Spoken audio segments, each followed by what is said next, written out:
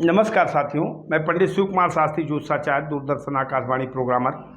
आज अपने YouTube channel Shastri सरल के माध्यम से एक छोटी सी स्वरचित कीर्तन लेकर के आपके समक्ष प्रस्तुत हूँ। आज के रचना में आप देखेंगे कि बड़प्पन, स्वामित्व या गृह स्वामी किसे कहते हैं। आज की हमारी रचना इसी चीज़ को व्याख्या इसी चीज़ की करेगी और आप सुनिएगा। हमने लिखा कि अगर संगति है अपराधी तो अपराधी के, और साथ अगर साथी ना साधी तो फिर साधी के, तो अकेला पाठ बांधी के और पापी गांठ बांधी के। आपको मुखड़ा सुन करके आश्चर्य हुआ होगा। लोग बचाते हैं कि गलत लोगों की संगति में हमारा बच्चा न पड़ जाए। माता पिता अपने बच्चे को अच्छे संस्कार देते हैं, लेकिन वो युग चला गया। अब तो बच्चा गलती करके घर पहुंचता है, माँ बाप का सीना चौड़ा हो जाता है। वो समय आ गया है। पहला प्रसंग वहां का है जब भगवान ने सुदामा से किनकी छीन ली और चबाने लगे, तो उस समय आकर के रुक्मिणी ने उनका हाथ पकड़ लिया। तो 2 मिनट के लिए रुक्मिणी को समझाया भगवान ने, और इसके बाद सुदामा से कहने लगे कि बोले सुदामा से किसन और अपने हृदय लगाए के, और कर्जा की हो हमें बड़ा शापित चना चबाए के। असल में लोग कहते हैं कि सुदामा जी ने चना चबा लिया। भगवान कन्हैया के साथ पढ़ रहे थे तो भगवान कन्हैया को नहीं दिया, सुदामा जी ने चना चबा लिया। लेकिन साथियों, ये बात थी नहीं। वो चना श्रापित चना था। एक चोर एक गरीब आदमी के यहाँ से चना की पुड़की चुरा के लाया था। तो उस ब्राह्मणी ने श्राप दे दिया था कि ये चना अगर चोर चबाएगा या जो भी चबाएगा वो कंगाल हो जाएगा। तो उस चने को जो चना था वो उठा करके उसने संदीपनी के आश्रम में फेंक दिया। और वही चना जब कृष्ण और सुदामा लकड़ी लेने जंगल गए तो संदीपनी जी की पत्नी यानी गुरुवानी ने वही चना इनको बांध दिया चबाने के लिए। सुदामा जी ये बात जानते थे। और एक बात और आपको बताऊं, सुदामा जी के मस्तक में भी त्रिलोक का चिन्ह था और कन्हैया के मस्तक में भी त्रिलोक का चिन्ह था। तो एक म्यान में 2 तलवार रहती नहीं है। सुदामा जी ने सोचा अगर मेरा मित्र कन्हैया भी चना चबा लेगा तो वो भी गरीब हो जाएगा, हम भी गरीब हो जाएंगे, क्योंकि ये श्रापित चना है। इसलिए सुदामा जी ने अकेले चना चबा लिया। कन्हैया सब जानते थे। सुदामा गरीब हो गया, कन्हैया अमीर हो गए, राजा हो गए, त्रिविक्रम हो गए। लेकिन कन्हैया को पता था कि मेरे मित्र ने वो श्रापित चना चबा करके गरीबी स्वयं ले ली और ये राजपाट हमको दे दिया। तो आज जब चना चबाया, वो जब चावल चबाया 3 मुट्ठी, तो कन्हैया जी कहने लगे कि बोले सुदामा से किसन अपने हृदय लगाए के, और कर्जा की हो हमें बड़ा सापित चना चबाए के। काहे मित्र, वो बचपन में जो तुमने चना चबा लिया था, वो मेरी गरीबी जो मुझे भी चबाना था तुमने ले ली और मुझे राज मिल गया। इसलिए तुमने मित्रता निभाई।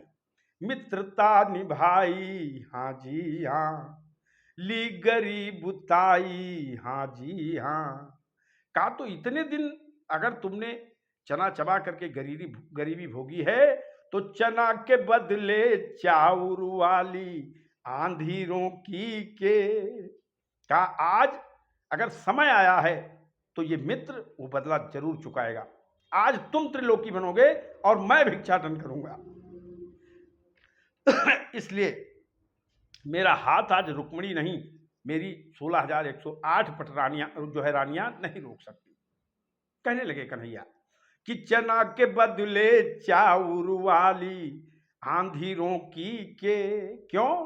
कि साथ अगर साथी ना साधी तो फिर साधी के, अकेला पाठ बांधी के, ओ पाप ई गांठ बांधी के। क्योंकि कहते हैं आधा पाप पड़ोसी को लगे, इसलिए अगर संगति करिए तो पूरी ईमानदारी से निभाइए। दूसरी कथा सुनिएगा। एक बार की बात है, विभीषण एक कान्यकुब्जों के ग्राम में गए थे, तो उनके द्वारा एक ब्राह्मण का वध हो गया।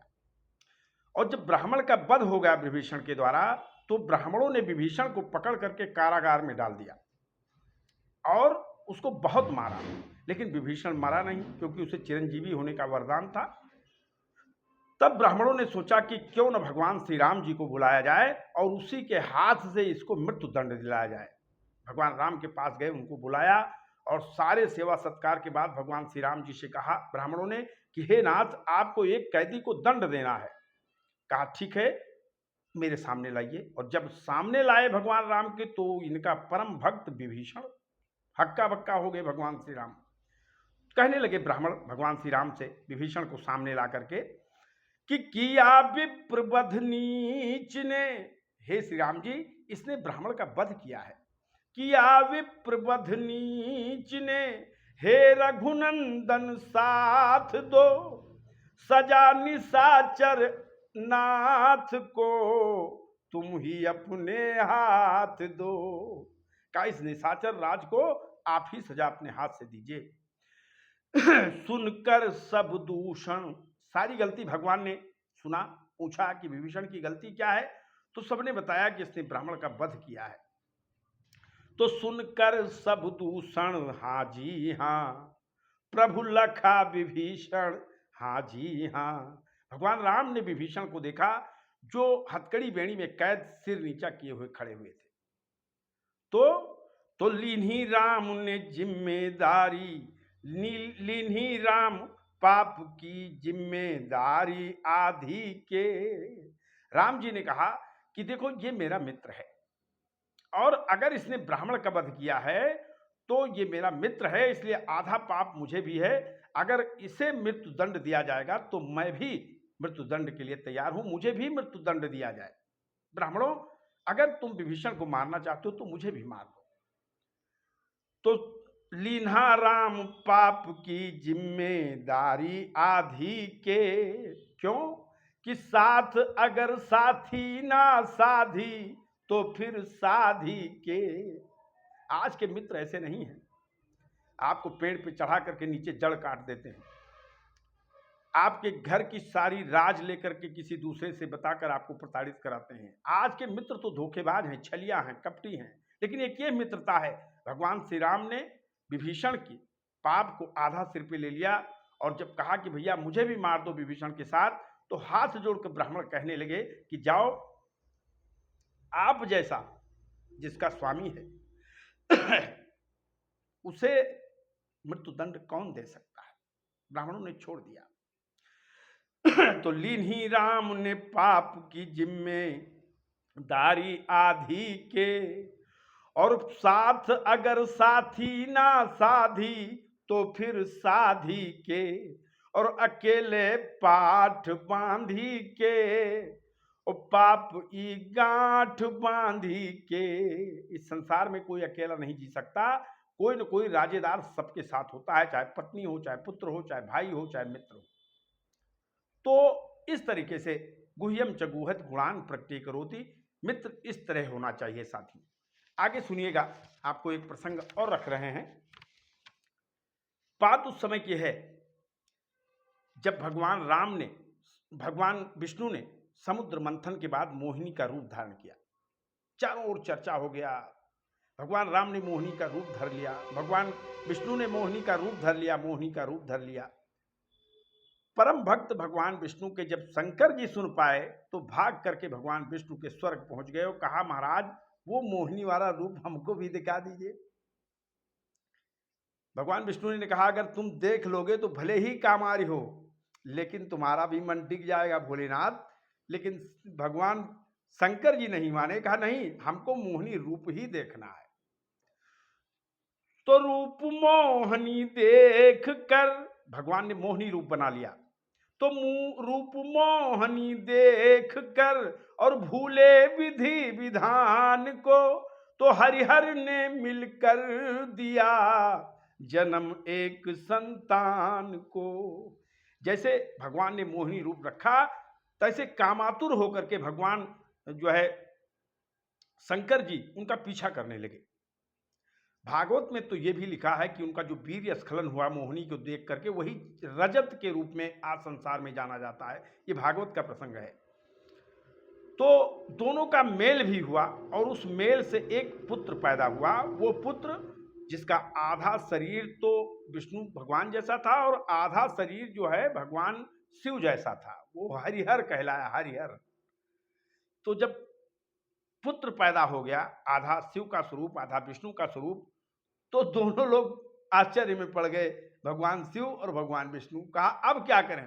कहा ये दोनों का अगर उत्पत्ति दोनों का है तो नाम दोनों का ही होना चाहिए, इसलिए उसका नाम हरि और हर, यानी भगवान विष्णु भगवान शिव दोनों का नाम पड़ा, हरिहर कहलाए वो।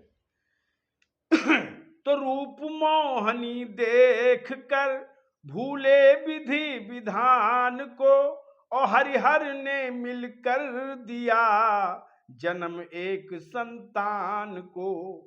तो इकली थी काया, हाँ जी हाँ, दो रूप सुहाया, हाँ जी हाँ, और दोष दुयु के बने अकेला, भला व्याधि के। अकेला कौन जिम्मेदारी ले ले कि ये मेरा बेटा है? तो मां कहां से लाए?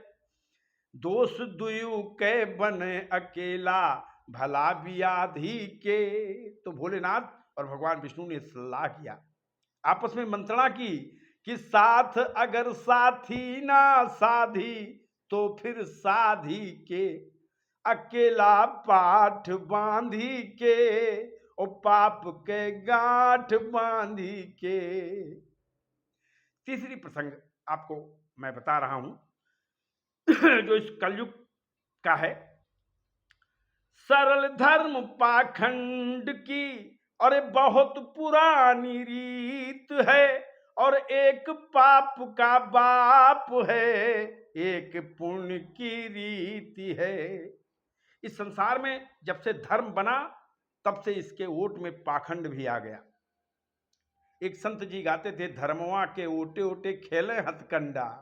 तो जैसे अगर धर्म के पीछे पाखंड नहीं होता तो रावण ने साधु का भेष बना करके जो है सीता का हरण नहीं किया होता, जालंधर का रूप धर के वृंदा का सतीत्व नष्ट नहीं किया गया होता साथियों। तो इस तरीके से धर्म के साथ पाखंड हमेशा रहा है। तो सरल धर्म पाखंड की बहुत पुरानी प्रीति है, एक पाप का बाप है, एक पुण्य की रीति है। तो रत बड़ व्रतधारी, हाँ जी हाँ, खुश है नर नारी, हाँ जी हाँ, तो लीक चली हर युग में अब कल युग में फांदी के। ये धर्म और पाखंड की जो है का आमना सामना ये चारों युग में होता आया है, कोई कलयुग में ही नहीं हो रहा है। इस कलयुग में कुछ नया नहीं हो रहा है, ये पहले भी होता था। लीक चली हर युग में अब कल युग में फांदी के, और साथ अगर साथी ना साधी तो फिर साधी के, अकेला पाठ बांधी के, पापी गांठ बांधी के, अकेला पाठ बांधी के, पापी गांठ बांधी के। क्यों? अगर संगुति है अपराधी तो अपराधी के। अगर किसी नेता का जो है मंत्री या किसी नेता का सांसद, किसी पार्टी का सांसद अगर गलत बयानी करता है तो अपराधी कौन है?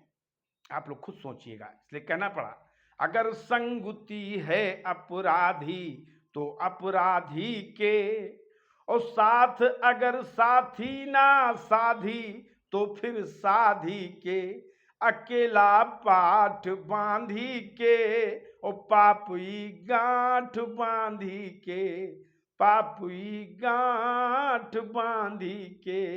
जय जय सीताराम साथियों, हर हर महादेव।